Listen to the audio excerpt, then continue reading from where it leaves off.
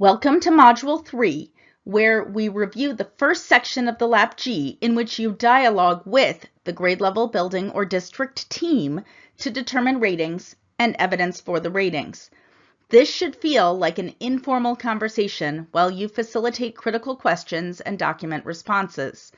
The objective is to finish the section with each item rated and a good sense of strengths and needs to help guide prioritizing at the end of all of the Tier 1 sections. The agenda for this module is twofold: to discuss what makes a strong screener and how this is connected to supporting struggling readers and Ohio requirements, and to walk through the Lap G Tier 1 assessment section. The vision for this work is that you will develop a robust multi-tiered system of supports that allows for effective identification of students with dyslexia by removing other barriers to literacy development. You'll accomplish this through analyzing and improving explicit systematic Tier 1 instruction, the use of curriculum-based measures, and decision rules to identify students whose needs are not being met through Tier 1 instruction, and then analyzing use of diagnostics and progress monitoring to identify and evaluate appropriate Tier 2 and Tier 3 interventions. A reminder that the power of the Lap G is that it is a problem-solving tool, not just a checklist. The Lap G follows these stages which align with problem solving. It is not always this linear. Sometimes information gathered helps a team realize they need to back up a step and then again move forward. This is one of the reasons why it is represented as a cycle on the prior slide. However, this gives you a sense of the alignment. This process is designed to improve literacy supports for all students. By virtue of strong literacy instruction within tiered support, we are also able to make better decisions about student reading needs.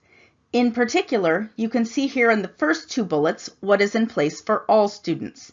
Then, in the third bullet, dyslexia is identified when strong instruction is implemented and resource-intensive interventions have been layered on top to support word recognition. When a student continues to need these intensive and individualized supports in the area of word recognition, this provides evidence of possible dyslexia. Are we diagnosing dyslexia? No. At first, we are starting with determining which students are at risk for reading difficulty and need additional intervention. In this way, we are being proactive in identifying students at risk before they experience further reading difficulty. This is why screening is a large part of the Ohio Dyslexia Support Bill and conversations around dyslexia. So let's delve into the first section for team discussion on the Lap G. The following slides are designed for you to present to the team prior to team discussion. These slides allow everyone to gain a shared understanding of key content before discussion. Please note that you can pull these slides and adapt them to meet your team's needs. For example, if you have a team that is strong in their knowledge of universal screeners and has a valid and reliable tool in place, you may condense these slides to a quick review. If you have a team that is unfamiliar with these concepts, you can spend more time expanding on team understanding. These slides are also pre-recorded as a set available following this module. You can share the presentation and watch together prior to the discussion. This is your choice, depending on what will work best for your team. Assessments serve different purposes.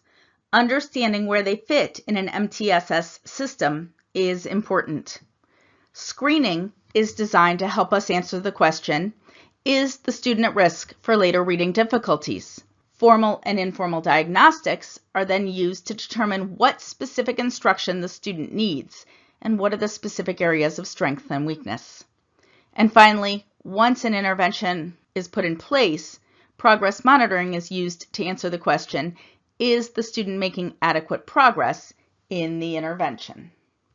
Our first step is to ensure we have the strongest universal screener that gives us good information about where students are at. Decades of research have identified early literacy indicators that tell us where students are on the trajectory of proficient reading. Are they on an on-track trajectory? below on-track trajectory, or even a well below with significant risk. If we don't have a screener, we don't know where students are at. We can't do anything different, and the student will remain on their trajectory. If we have a screener but don't use the information, we won't do anything different, and the student will remain on their trajectory. These are fine if the student happens to be on track, but if not, this is a problem. If we know where each student is based on universal screening data and we respond, we can help students jump trajectories to become on-track readers. This is a social justice issue. Reading is a life skill needed for quality of life. We need to know where our students are at, and we need to respond. What are the characteristics of strong early reading screeners? They provide data for all students. All students need to be included and screened. They are time efficient, usually taking about 3 to 5 minutes for early reading measures. We don't want to lose more instructional time than necessary to gather good screening information. They are repeatable measures for screening, so they have at least 3 different versions for 3 times a year, beginning, middle, and end of year. And then often more parallel measures are available so students can be monitored more frequently using the same assessment tools when data indicate a need. This is the next bullet, connected measures for progress monitoring of key skills. They have standardized directions for administering and scoring. This is so results can be compared to benchmarks so we know that trajectory and know whether we are accelerating progress to help students improve their reading, which relates to the next bullet. Reports give us clear indicators of a student's skill level and risk status. And finally, these measures are valid, reliable, and demonstrate accuracy for predicting reading achievement and learning problems. What are these early literacy indicators? Overall, the large majority of ones you see here have been determined through a lot of triangulated research that found that for the most part, what these early literacy indicators do is 1, indicate and predict overall reading level. So in a very short period of time, they can give us information about where a student is at on that reading trajectory. Number 2, they can be taught.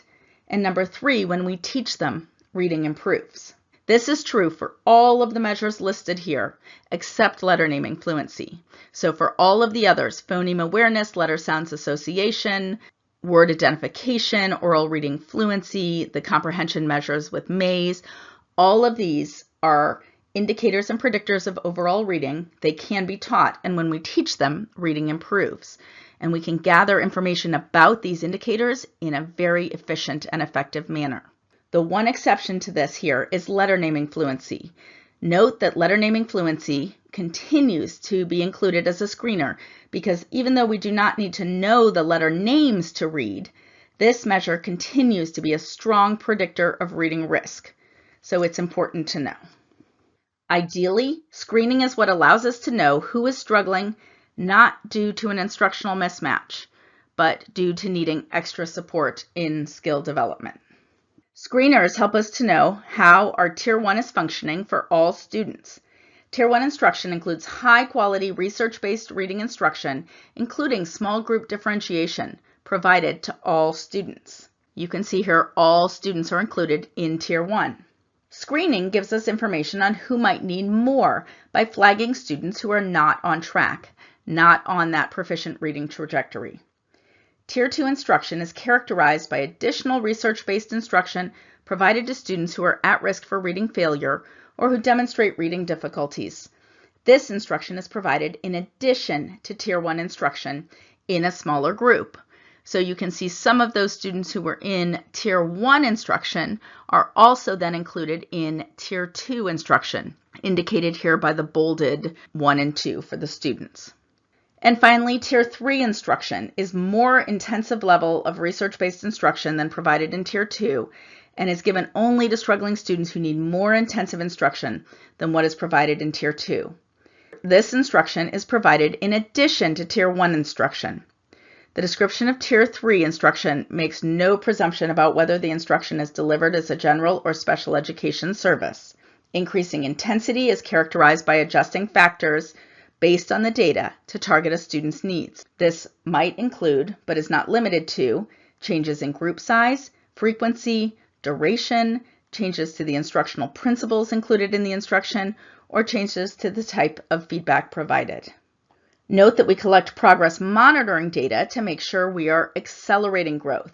It is not enough to just make progress if it is not enough progress to move students back toward that Tier 1 instruction.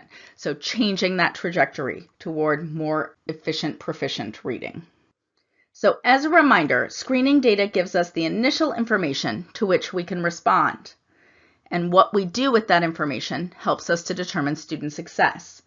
Notice in this first graph, screening data are collected in September. Some type of intervention is started and data are collected 1 to 2 times per month. That would be progress monitoring. In this first graph, the student is not progressing through December. A change needs to be made. Those scores listed in the red boxes are pretty flatlined. In contrast, on this second graph, a similar situation was found in September. Screening data indicated that the student was not at benchmark. An intervention began, and weekly data showed the student was not progressing at an accelerated rate during that first Tier 2 intervention. When the intervention was changed, the section on the far right called Tier 3, the right instructional support and intensity was found for this student, and progress monitoring data indicated accelerated progress, and the goal was met. If you'd like more information on criteria for Tier 1 screeners for dyslexia, review information from the National Center on Improving Literacy, NCIL, or the National Center on Intensive Intervention. Both have some great resources. When your team is ready, dive into the questions. If you already know the answer to a question, feel free to share what you know and suggest a rating for that section. For example, if the team is using a valid and reliable screener like Acadience or DIBELS, you can mark a 3, make a note of this in the evidence section, and just briefly tell the team what you marked and why, and make sure they're in agreement. This should feel conversational, and teams may bounce around, providing answers to later questions. That is fine. Make sure you have familiarized yourself with the questions so you can bounce along with them. For example, questions 5 and 6 are often answered at the same time as they both address professional learning and training. As well, questions 3 and 10 flow together as the discussion addresses whether all students were screened, but not over-screened. So feel free to bounce around with your team in a more informal dialogue, but by the end of the session, ensure that you have taken the opportunity to discuss all 11 items.